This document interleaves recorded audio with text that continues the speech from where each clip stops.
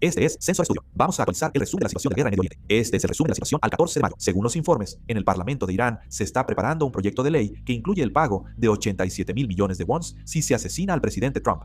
El presidente del Comité de Seguridad Nacional, Ibrahim Yazadi, declaró que está redactando un proyecto de ley titulado Medidas de represalia mutua de las fuerzas militares y de seguridad de la República Islámica, y que en este se incluye también el pago de una recompensa por el asesinato del presidente Trump. Se plantea la posibilidad de que Irán esté priorizando obtener el reconocimiento de la comunidad internacional sobre su derecho a controlar las aguas del estrecho de Hormuz, más que la recaudación de peajes por el paso en el estrecho. Esto parece ser una estrategia para inducir a que otros países reconozcan implícitamente el derecho de Irán a controlar las aguas del estrecho y al mismo tiempo evitar los riesgos de sanciones y la carga internacional que podrían surgir si pagan el peaje a Irán. Sin embargo, se señala que reconocer siquiera parcialmente la autoridad de Irán para controlar el estrecho de Hormuz, ya sea pagando o no el peaje, podría sentar un precedente muy peligroso.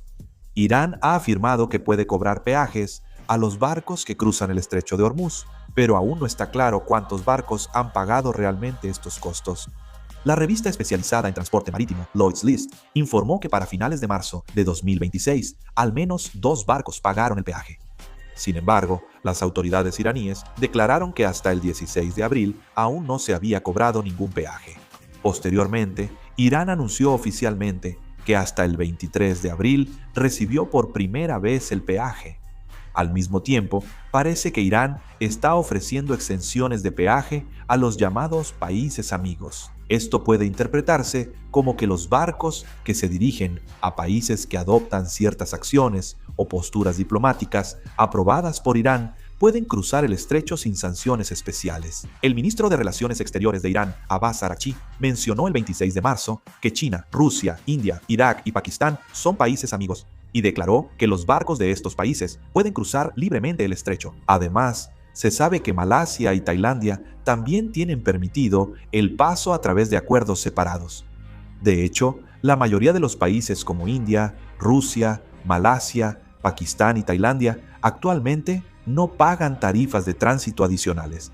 Japón tampoco es una excepción. El primer ministro japonés, Takaichi Sanai, anunció el 14 de mayo que Japón logró negociar con Irán para que los petroleros gestionados por Japón puedan cruzar de manera segura el estrecho de Hormuz sin pagar tarifas de tránsito. El mismo día, los medios afines al régimen iraní informaron que al menos 6 barcos chinos cruzaron el estrecho de manera segura, pero no se ha confirmado si realmente pagaron tarifas de tránsito. Lo destacable es que la mayoría de estos países mantienen relaciones relativamente amistosas con Irán.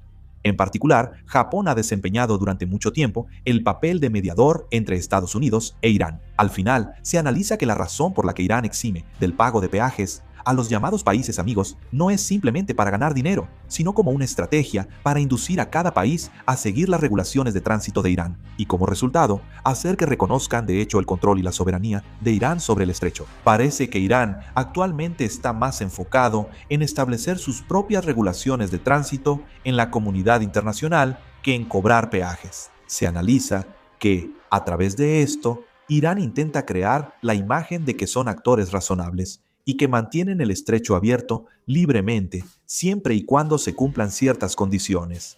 Sin embargo, el problema comienza aquí. Reconocer las regulaciones de tránsito de Irán podría significar que Irán tendría el derecho de restringir el acceso al estrecho según las acciones de ciertos países. Esto, al final, refuerza el argumento de que el estrecho de Hormuz no es una vía marítima internacional, sino que pertenece a Irán. De hecho, aunque China se opone al sistema de peajes de Irán y al bloqueo en sí, no ha expresado claramente su oposición a la reivindicación de soberanía de Irán. Pero el estrecho de Hormuz es una vía marítima internacional. Si ahora se reconoce la reivindicación de Irán, en el futuro podría crearse un precedente peligroso en el que Irán pueda bloquear selectivamente el paso por el estrecho dependiendo de a qué país considere hostil. Por ejemplo, no hay ninguna garantía de que países como el Reino Unido o Francia, que participan en las sanciones contra Irán, sigan recibiendo un trato amistoso por parte de Irán en el futuro. De hecho, Irán ya ha mostrado que está dispuesto a hacer cumplir estas regulaciones de tránsito por la fuerza.